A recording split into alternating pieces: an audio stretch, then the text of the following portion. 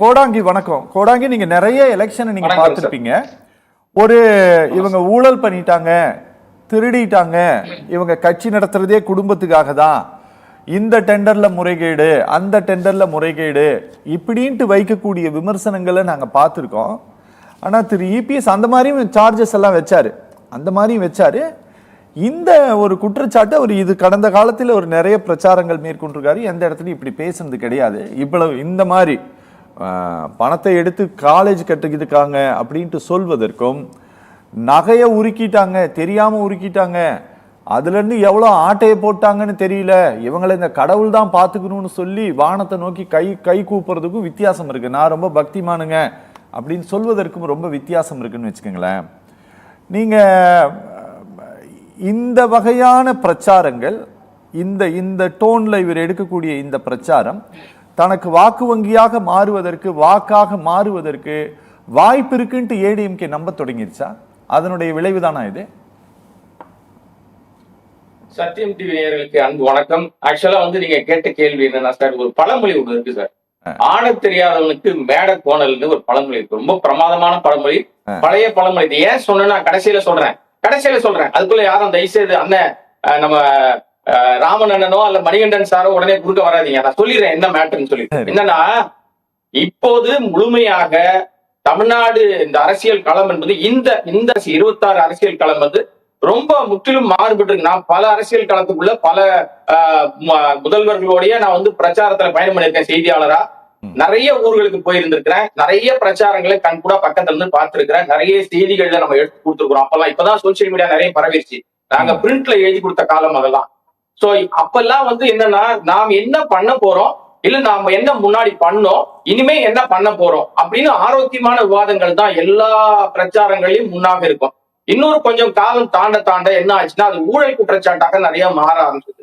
அந்த ஊழல் குற்றச்சாட்டுலயும் பாதி உண்மை இருக்கும், பாதி பொய் இருக்கும், பாதி பிரச்சனைகள் இருக்கும். அதெல்லாம் தாண்டி இப்ப என்ன நடந்ததுன்னா, முழுமையாக மத ரீதியாக பேச ஆரம்பிச்சிட்டாங்க. இப்ப எடப்பாடி அவர்கள் சொன்ன இந்த குற்றச்சாட்டுல அவர் நகையை உருக்கிட்டாங்க அப்படின்னு பேசின பேச்சுல எந்த அளவுக்கு உண்மை இருக்குன்றது ரெண்டாவது விஷயம், அது அப்புறமா பேசலாம் சார். ஆனால் அதே நேரத்துல இப்போது ஏன் அதை கையில் எடுக்கிறார் என்று சொன்னால், இன்றைக்கு அவரை அணி சேர்ந்து இருக்கிற இடம் பாஜகவோடு சேர்ந்தால் மத ரீதியா தான் பேச முடியும்.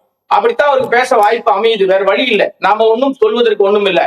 அவருக்கு இந்த திமுக அரசாங்கத்தினுடைய இந்த 5 ஆண்டு கால செயல்பாடுகள்ல இவ்வளவு பிரச்சனைகள் இருக்கு. இந்த பிரச்சனைகள்லாம் இவங்க சொன்னாங்க, இதெல்லாம் செய்யல, அல்லது நான் இதெல்லாம் செஞ்ச 4 ஆண்டு காலத்துல. இப்ப அண்ணன் மணிகண்டன் அண்ணன் சொல்லும் போது கூட சொன்னாரு, மின் கட்டணம் அப்படி ஏறி போச்சு. ஏன் சார் உதவி மின் திட்டத்துல போய் கையெழுத்து போடுறது யார் சார்? அம்மையார் ஜெயலலிதா வேணான்னு சொல்லி தடுத்த ஒரு திட்டம், அவர் ஆட்சி காலத்துல இருந்த வரைக்கும் ஆனா முடியவே முடியாதுன்னு சொன்ன ஒரு திட்டத்தை சத்தமே இல்லாம கையெழுத்து போடுறது அருமை நண்பர் எடப்பாடி அவர்கள் தான் இன்னைக்கு எதிர்கட்சி தலைவராக இருக்கார். 4 ஆண்டு காலம் இந்த முதல்வராக இருந்திருக்கிறாரு. அதை தாண்டி இன்னும் பல்வேறு விஷயங்கள்ல அவருடைய கட்சி தலைவர் எப்படி அம்மா அம்மான்னு சொல்றாங்களோ, இப்பெல்லாம் இல்ல, அம்மா அம்மாலாம் விட்டாங்க. இப்பெல்லாம் பூரா ஐயா அப்பான்னு போயிட்டாங்க. இப்ப மோடி டேடின்னு போயிட்டாங்க. அந்த காலகட்டத்துல அவங்க என்னெல்லாம் வேண்டாம்னு சொன்னாங்களோ, இந்த மாநில உரிமைகள் எல்லாம் பறிக்கப்படுதுன்னு எதையெல்லாம் தடுத்து நிறுத்தி வச்சிருந்தாங்களோ, அது எல்லாவற்றிற்கும் இன்றைக்கு முழுவதுமாக விலக்கு கொடுத்தவர் தான் அந்த மரியாதைக்குரிய எடப்பாடி அவர்கள். அது மட்டும் பிரச்சனை இல்ல, இன்னைக்கு தமிழ்நாட்டினுடைய பிரச்சனைகள், ஒன்றிய அரசாங்கத்தினுடைய பிரச்சனைகள், இன்னைக்கு நீங்க இந்த ஒரு தலைப்பு எடுத்திருக்கீங்க சார். இதை விட பொய் பரப்பிட்டு இருக்காரு ஒருத்தர். இன்னைக்கு கேஸ் பிரச்சனை ஏன்டா தமிழ்நாட்டுல மட்டும், அது உலகளாவிய பிரச்சனையா இருக்கு, அதுக்கு ஏன் போய் டெல்லியில பேசலன்னு ஒருத்தர் கேட்டுட்டு இருக்காரு. இது மாதிரி இன்னைக்கு அரசியல் எப்படி இருக்குன்னா, முழுவதும் பொய் பரப்பி அதன் மூலமாக ஒரு ஆதாயம் தேடி ஓட்டு அரசியல் பண்றதுக்கு தான் வராங்க.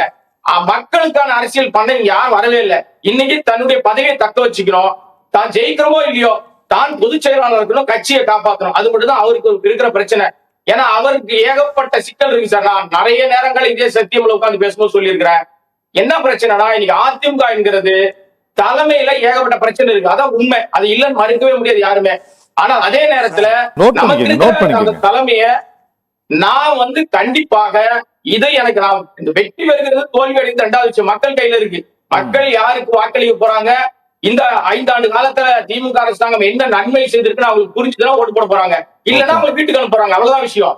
ஆனால் அதே நேரத்துல இதுவரைக்கும் அவர் 4 ஆண்டு காலத்துல, அம்மையார் ஜெயலலிதா விட்டுருங்க, எம்ஜிஆர் காலத்துல விட்டுங்க சார், இவர் 4 ஆண்டு காலத்துல இவர் உண்மையிலேயே அது மக்கள் மீது அக்கறையோடு இருந்திருந்தால் ஏன் சார் 21ல முதல்வர் ஸ்டாலின் நம்ம திமுக தலைவரா இருந்தவரை ஏன் முதல்வர் ஆக்குனாங்க? இந்த மக்கள் தான் ஆக்குனாங்க. அன்னைக்கு கட்டம் சரியில்லைன்னு சொன்னாங்க, இதே ஜோசியத்தை நம்பினாங்க, இதே விஷயங்கள் பேசுனாங்க. அப்பெல்லாம் என்ன நடந்தது? இந்த மக்கள் தான் வாக்களித்தாங்க. அதுக்குள்ள மன்னராட்சிட்டாங்க, என்னென்னமோ பேசுறாங்க. இன்னைக்கும் பேசுகிறவர்கள் நியாயமான விஷயங்களை பேசுவதற்கு தயாரா இல்ல. பொய்ய பரப்பி அதுல ஒரு என்ன தெரியுமா, கிராமங்கள்ல ஒரு பழமொழி உண்டு சார். இன்னொரு பழமொழியும் சொல்றேன். கிராமங்கள் பழமொழி இல்ல, அது நிஜமான விஷயம் தான்.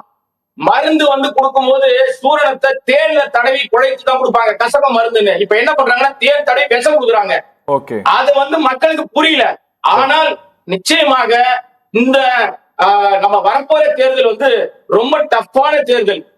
டஃப்பான தேர்தல் எதை வச்சு சொல்றது தெரியுமா உங்களுக்கு? அடிப்படையில மக்கள் அக்கறையோடு இருக்கிற தேர்தலுக்கும் மக்களை ஏமாத்துற பொய் முகமூடிகளை மாடி வர தேர்தல் தான். ரெண்டு பேருக்கு இடையில தான் போட்டி. நிறைய பேர் சொல்ற மாதிரி அவரா இவராலாம் நான் பேச வரல. நான் சொல்ல வர்றது, நீங்க மாநில உரிமைகளை பாதுகாக்கிற கட்சிக்கு ஓட்டு போடுங்க. மாநில உரிமையை நீங்க காப்பாத்துறீங்களா? எத்தனை நீங்க வந்து பறிமுற்று உட்கார்ந்து இருக்கிறீங்க? அப்ப உங்களுக்கு பேச தகுதி இருக்கான்னு நம்ம மரியாதைக்குரிய மணிகண்டன் அவர்களை கேட்கிறேன். நம்முடைய ஏன்னா ஒன்றிய அரசாங்கம் கட்டுப்பாட்டிலே வச்சிருக்காரு. தமிழ்நாடு ஜிஎஸ்டி கூட வாங்கின காசு திருப்பி கொடுக்க முடியல. இங்க இருந்து வாங்கி என்ன பண்றாங்க சார்? கோயில் நிலங்களை மீட்ட திமுக அரசு கிட்டத்தட்ட 8400 கோடிக்கு மேல மதிப்புள்ள நிலங்கள் மீட்கப்பட்டிருக்கு. இப்ப இன்னொன்னு நீங்க சொன்னீங்க நகை உறுப்பு. அதுவே பாத்தீங்கன்னா நகை உருக்குற விஷயத்துல ஓய்வு பெற்ற நீதியரசர்கள் தலைமையில தான் நகையை உருக்குறதுக்கு எல்லா கமிட்டி போட்டிருக்காங்க. போய் கேளுங்க. யாரும் நீங்க 19 குற்றச்சாட்டு சொல்லக்கூடாது சார். பொது வழியில பேசும்போது சரியாக இதுதான் இவர் பண்ணியிருக்கிற குற்றச்சாட்டுன்னு வெளிப்படையா பேசணும். அந்த வெளிப்படைத்தன்மை எடப்பாடிக்கா இல்லாம போச்சு. Okay sir, okay.